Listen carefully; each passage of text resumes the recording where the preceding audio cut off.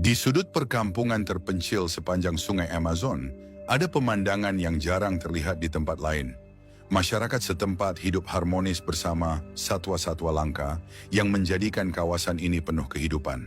Tak terbesit di benak mereka untuk memburu hewan-hewan tersebut, meskipun kesempatan itu ada di depan mata.